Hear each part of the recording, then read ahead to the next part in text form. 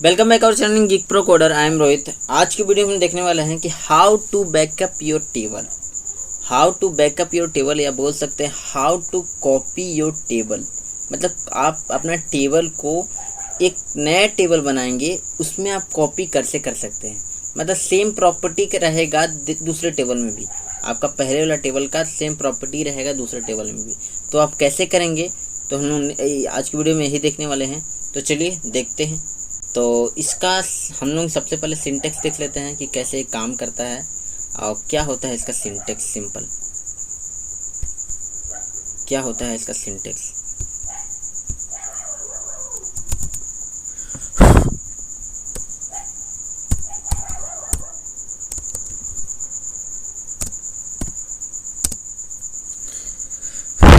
तो सिंपल सा इसका सिंटेक्स होता है, सबसे पहले होता है क्रिएट टेबल।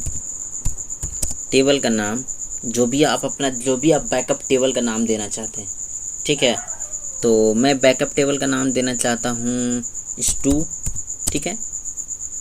एज कीवर्ड आपको देना है। सेलेक्ट, आप किस टेबल से आप बैकअप लेना चाहते हैं।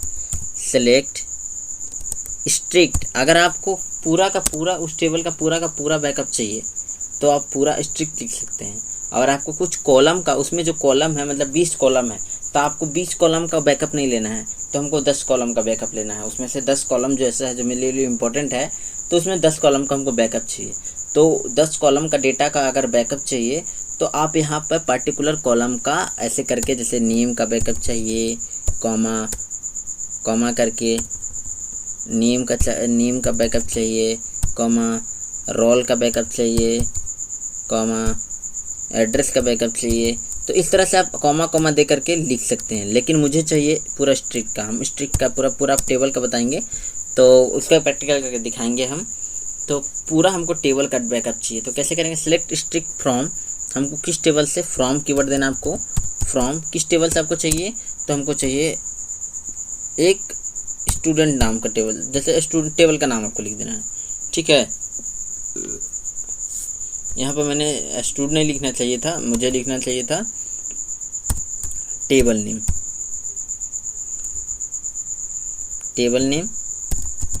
ठीक है, table name as select strict from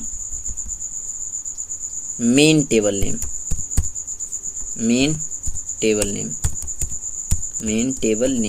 ठीक है। तो मेन टेबल नेम मैंने क्यों लिखा, क्योंकि मेन टेबल से आप बैकअप लेंगे इस टेबल के अंदर, ठीक है। तो चलिए इसका प्रैक्टिकल देख लेते हैं, तो ज़्यादा बेहतर तरीक़ा से समझ में आएगा। तो मेरे पास जो है एक पहले से ही डिपार्टमेंट नाम का टेबल है, ठीक है। तो डिपार्टमेंट नाम का टेबल है, तो मेरे लिए डिपार्टमेंट तो बहुत इंपॉर्टेंट है कि कौन कौन सा डिपार्टमेंट में कौन कौन सा बच्चा है। तो मुझे डिपार्टमेंट टेबल जो है तो कुछ रीजन के चलते मुझे डिलीट करना पड़ रहा है, ठीक है। डिपार्टमेंट टेबल को डिलीट करना पड़ रहा है। तो डिलीट करने के साथ साथ हमको उसका बैकअप भी लेना है, कुछ कॉलम का, चाहे पूरा टेबल का ही बैकअप ले लेना है, ताकि हमें फर्दर जब भी कुछ ज़रूरत पड़े तो हम फिर से उसका बैकअप ले सकते हैं, ठीक है। तो हम सिंपल क्या करेंगे, पहले देख लेते हैं कि मेरा पास डिपार्टमेंट नाम का टेबल है भी कि नहीं है।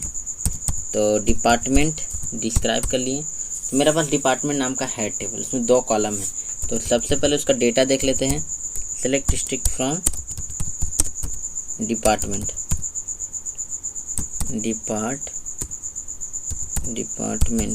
ठीक है। तो मैंने डेटा देख लिया, मेरा में 3 कॉलम है। मेरे टेबल में 2 कॉलम है जिसमें 3 रो बने हुए, तीन रो बने हुए हैं। तो 3 कॉलम, तीन डेटा भी इसमें डाला हुआ है, जो कि है 1 GPTID में है, 1001 और 1002 1003 और BCMBA और BMCA है। तो हम चाहते हैं कि जो डिपार्टमेंट टेबल है वो कॉपी हो जाए किसी डिपार्ट नाम, चाहे DEPT नाम के टेबल में। तो हम लोग क्या लिखेंगे, क्रिएट टेबल DEPT, ठीक है। DEPT नाम का टेबल बना लिए जो कि बैकअप टेबल है। एज किससे लेना चाहते हैं, सेलेक्ट स्ट्रिक्ट फ्रॉम, कौन सा टेबल से, डिपार्टमेंट नाम का टेबल से, ठीक है। इतना लिखने के बाद आपको सिंपल सा इंटर कर देना है।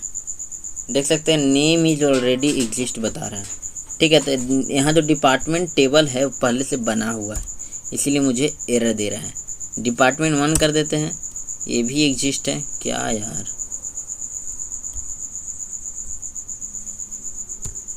चलिए हम DEPT नेम कर देते हैं, ठीक है। तो इंटर कर देना, देख सकते हैं टेबल जो है से क्रिएटेड हो चुका है, ठीक है। अब हम लोग देखते हैं कि सेम प्रॉपर्टी मुझे मिला है कि नहीं मिला है।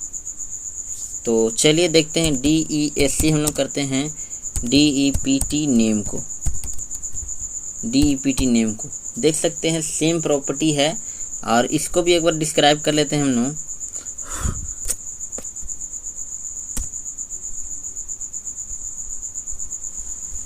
डिपार्टमेंट को भी डिस्क्राइब कर लिया, ठीक है। तो देख सकते हैं डिपार्टमेंट में भी DEPT नेम में भी सेम प्रॉपर्टी है और डिपार्टमेंट में भी सेम प्रॉपर्टी है। इसका डेटा मैंने डिपार्टमेंट का देख लिया है। चलिए एक बार DEPT का भी डेटा देख लेते हैं। तो सेलेक्ट लिखना है, select strict from DEPT name, ठीक है। तो देख सकते हैं दोनों में ही सेम डेटा है, दोनों में ही सेम डेटा है, सेम डेटा है। अगर आप चाहते हैं, आप अगर चाहते हैं कि नहीं मुझे पूरा डेटा नहीं चाहिए, सिर्फ एक कॉलम का मुझे डेटा चाहिए, तो कैसे बैकअप करेंगे। तो इसी में आपको लिखना ना है, तो मैं कर ही के दिखाता हूँ। क्रिएट लिखना है, टेबल लिखना है, टेबल का नाम तो मैं देता हूँ इस बार DEPT नेम 1, ठीक है।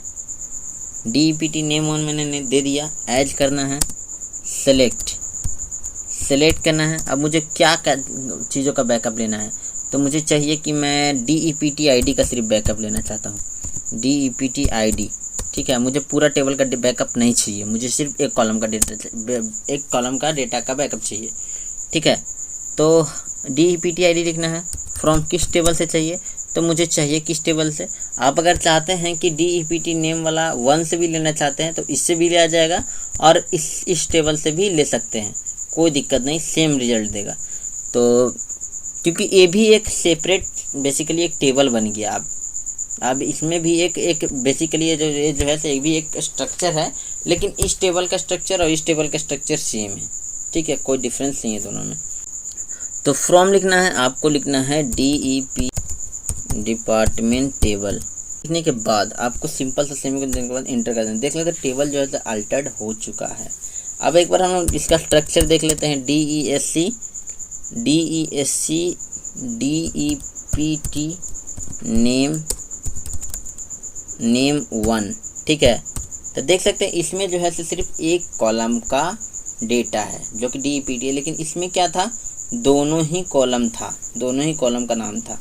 अब अगर हम इसका डेटा देखेंगे, अगर हम लोग इसका DEPT नेम में देख सकते हैं दोनों ही कॉलम था और दोनों ही कॉलम का डेटा था।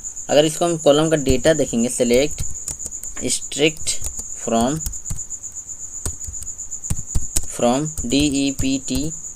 DEPT